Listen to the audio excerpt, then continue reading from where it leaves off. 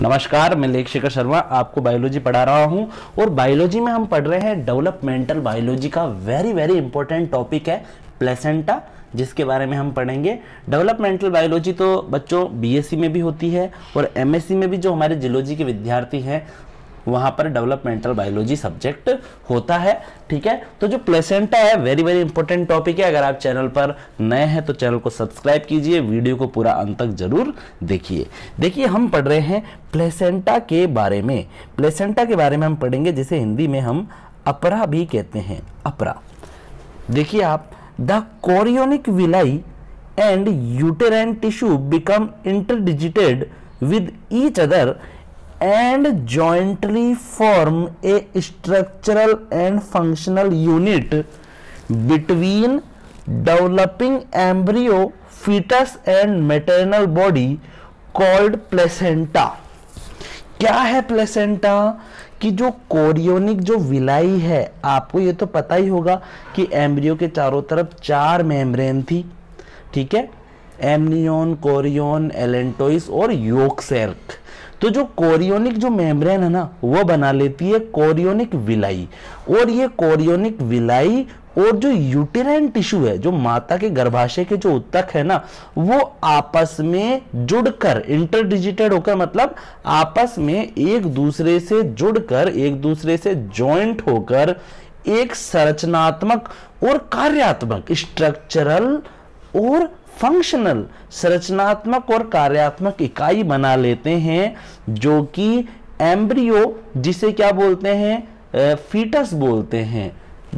जो गर्भस्थ जो शिशु होता है उसको फीटस बोलते हैं। मतलब कि जो एम्ब्रियो माता के यूटेरस से अटैच हो जाता है ना, फिर उसे क्या कहते हैं, फीटस कहते हैं। क्या कहते हैं? फीटस कहते हैं। फीटस की डेवलपमेंट और के लिए क्या प्रदान करती है, तो यहां पर क्या बताया गया है, the chorionic villi and uterine tissue जो होते हैं, जो कोरियोन के जो सुषमांकुर हैं और जो गर्भाशय के जो उत्तक है, वो आपस में जुड़कर आपस में अटैच होकर एक संरचनात्मक व कार्यात्मक इकाई बना लेते हैं, जो कि एम्ब्रियो या फीटस के डेवलपमेंट के लिए अति आवश्यक होते हैं। ठीक है, और इसको क्या बोलते हैं, इसी संरचना को क्या बोलते हैं, इसी स्ट्रक्चर को क्या बोलते हैं, प्लेसेंटा कहते हैं। क्या कहते हैं? प्लेसेंटा कहते हैं। The egg of viviparous animals are unable to develop into their embryos outside the uterus independently. जो स्तनधारियों के जो एग्स होते हैं ना बच्चों, जो विविपेरस जो मेमल्स हैं, विविपेरस मेमल्स का मतलब क्या, ऐसे स्तनधारी प्राणी जो सजीव प्रजक है, जो बेबीज को जन्म देते हैं ना, जो शिशुओं को जन्म देते हैं, वो विविपेरस कहलाते हैं। और ऐसे एनिमल्स जो अंडे देते हैं वो ओविपेरस कहलाते हैं। क्या कहलाते हैं? ओविपेरस कहलाते हैं। ठीक है, अपन क्या पढ़ रहे हैं, विविपेरस। विविपेरस के एग बहुत छोटे होते हैं, योग की मात्रा बहुत कम होती है उनके अंदर। ठीक है, योग की मात्रा वेरी लेस होती है अंदर, जिसकी वजह से क्या होता है बच्चों, जो विविपेरस जो एनिमल्स है, जो विविपेरस जो स्तनधारी है, उनके अंदर जो एम्ब्रियो है उसका डेवलपमेंट माता के यूटेरस, मदर के यूटेरस से बाहर एग के अंदर स्वतंत्र रूप से नहीं हो सकता है, इंडिपेंडेंटली नहीं हो सकता है। This is because of the very little और नेग्लिजिबल अमाउंट ऑफ योग प्रेजेंट इन द एग। ऐसा इसलिए हो रहा है क्योंकि जो विविपेरस जो मैमल्स हैं, उनका एग, उनका जो अंडा है वेरी स्मॉल होता है, बहुत छोटा होता है, और अंदर पीतक की मात्रा बिल्कुल ना के बराबर होती है, कम होती है, जिस वजह से पीतक ही तो न्यूट्रिशन देता है एम्ब्रियो को। पीतक ही नहीं होगा तो फिर एम्ब्रियो का डेवलपमेंट एग के अंदर तो नहीं हो सकता है। एम्ब्रियो का डेवलपमेंट होगा मदर के यूटेरस के अंदर, अपरा द्वारा, प्लेसेंटा के द्वारा, which can not fulfil the nutrition and other physiological demands of a developing embryo, यहां पर जो एग है उसमें वेरी लेस अमाउंट के अंदर योग पाया जा रहा है, बहुत कम मात्रा में योग पाया जा रहा है। और इतना कम योग तो बच्चों एम्ब्रियो के डेवलपमेंट और उसकी जो डेवलपमेंट के लिए जो डिमांड्स है, जो न्यूट्रिशन की जो डिमांड है, जो उसकी फिजियोलॉजिकल जो डिमांड है, मतलब जो उसकी शरीर क्रियात्मक आवश्यकताएं हैं, जो उसकी पोषकीय आवश्यकताएं हैं, उसकी पूर्ति इतना कम मात्रा में पाया जाने वाला पीतक नहीं कर सकता है।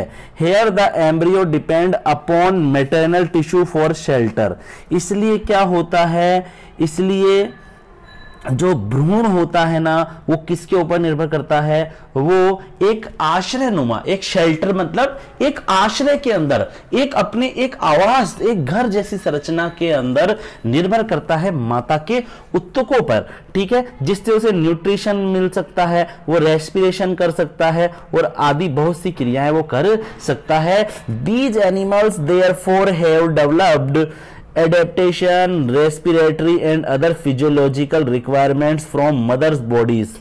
यहां पर जो ये प्लेसेंटा होता है इसके द्वारा जो एम्ब्रियो है उसका डेवलपमेंट हो सकता है, वो रेस्पिरेशन कर सकता है, उसकी शरीर क्रियात्मक जो रिक्वायरमेंट्स है, फिजियोलॉजिकल जो रिक्वायरमेंट्स है, शरीर क्रियात्मक जो उसकी आवश्यकताएं हैं वो माता की बॉडी से अटैच होकर अपनी सभी आवश्यकताओं की पूर्ति कर सकता है, ठीक है। तो अपन क्या कह सकते हैं कि एम्ब्रियो के टिश्यू को और मदर की टिश्यू को कौन कनेक्ट कर रहा है, प्लेसेंटा कनेक्ट कर रहा है। प्लेसेंटा माता से एम्ब्रियो को कनेक्ट करवाकर, मदर से एम्ब्रियो को कनेक्ट करवाकर एम्ब्रियो की सारी जो रिक्वायरमेंट्स है उसकी पूर्ति करवा रहा है। अपन कह सकते हैं ब्रिज के जैसे कार्य कर रहा है ये, एम्ब्रियो और मदर के टिश्यू के बीच में ब्रिज का कार्य कौन कर रहा है, प्लेसेंटा कर रहा है। Placenta is found in all viviparous except sub class Prototheria oviparous animals. Placenta जो होता है, जो अपरा होता है ना, वो सभी सजीव प्रजक प्राणियों में पाया जाता है। जितने भी सजीव प्रजक जो मैमल्स हैं उन सभी के अंदर प्लेसेंटा पाया जाता है। विविपेरस मतलब बच्चों को जन्म देने वाले प्राणियों को विविपेरस या सजीव प्रजक प्राणी कहते हैं, उनके अंदर पाया जाता है। लेकिन सब क्लास प्रोटोथीरिया को छोड़कर मैमल्स में एक क्लास ऐसी भी है बच्चों, प्रोटोथीरिया, जो डायरेक्ट बेबीज को जन्म ना देकर क्या देते हैं, अंडों को देते हैं जन्म, और ये ओविपेरस कहलाते हैं। क्या कहलाते हैं, ओविपेरस कहलाते हैं। Placenta is temporary endocrine structure which partially drive from maternal and embryonic tissue. देखिए ध्यानपूर्वक क्या बताया जा रहा है यहां पर यह बताया जा रहा है कि जो अपरा जो होता है ना, एक अस्थायी अंतःस्रावी संरचना है। Placenta is temporary endocrine structure, जो अपरा होता है वो एक अस्थाई, वो क्या है, एक अस्थाई एंडोक्राइन स्ट्रक्चर है, अस्थाई अंतःस्रावी संरचना है, जो कि पार्शियली आंशिक रूप से मैटरनल एंड एम्ब्रियोनिक टिश्यू माता के उत्तक और भ्रूणीय उत्तकों से विकसित होता है, ठीक है। अब अपन क्या पढ़ेंगे, chorio allantoic placenta in mammals के बारे में अपन पढ़ेंगे। स्तनधारियों में पाया जाने वाला कोरियो एलेंटोइक अपरा के बारे में अब हम स्टडी करेंगे। देखिए, in this type of placenta allantois mesoderm and the mesoderm of umbilical cord jointly form the blood vessels of umbilical cord. The endodermal part of the allantois remains as a very small cavity।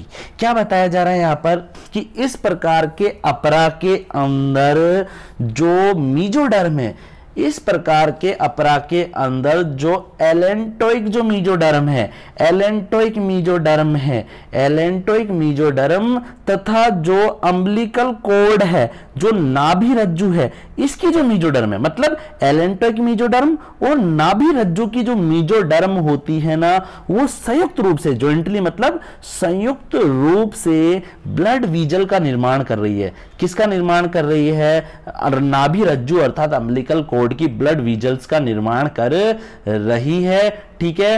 और जो allantois membrane का जो endoderm है वो भाग बहुत छोटी गुहा के रूप में इसमें पाया जाता है। देखिए इसके बाद में देखते हैं हम ध्यानपूर्वक, और देखिए एक दो लाइनें आप। To obtain nutrition from maternal blood, several finger-like processes or villi are formed by chorion, which penetrate deeply into the crypts of uterus. Initially, the villi are scattered over the whole surface of chorion, but later they become restricted in the decidua basalis region.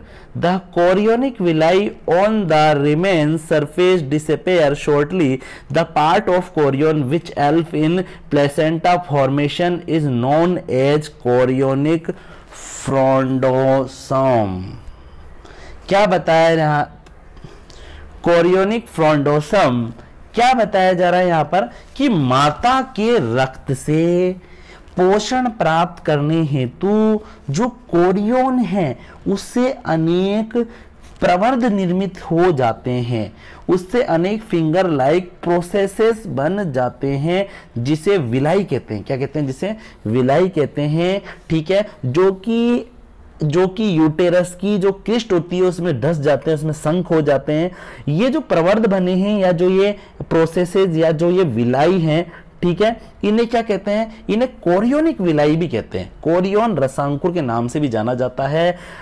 प्रारंभ में यह संपूर्ण chorion पर निर्मित होते हैं, पूरे के पूरे कोरियोन पर ही बन जाते हैं ये विलाई, लेकिन बाद में केवल पाती आधार में स्थित हो अपरा निर्माण में सहयोग देते हैं। बाद में केवल ये नीचे वाले भाग में जहां पर अपरा पाई जाती है उसी के निर्माण में ये सहायता करते हैं। शेष कोरियोन रसांकुर गायब हो जाते हैं, एग्जिस्ट हो जाते हैं, विलुप्त हो जाते हैं। कोरियोन का वह हिस्सा जो अपरा निर्माण में सहयोग करता है उसे परिअंकुरी जरायु या कोरियोन फ्रोंडोसम कहते हैं। ठीक है, तो आई होप जो आज हमने आपको पढ़ाया है वो आपको समझ में आया होगा। ठीक है, तो सभी चैनल को सब्सक्राइब कीजिए, वीडियो को पूरा अंत तक देखिए, और हाँ एक बात, आप इसका स्क्रीनशॉट ले लीजिए। आप इसका स्क्रीनशॉट ले सकते हैं, ले लीजिए आप इसका स्क्रीनशॉट। ठीक है, अब नेक्स्ट क्लास के अंदर हम क्या पढ़ेंगे बच्चों? नेक्स्ट क्लास के अंदर हम पढ़ेंगे क्लासिफिकेशन ऑफ प्लेसेंटा के बारे में।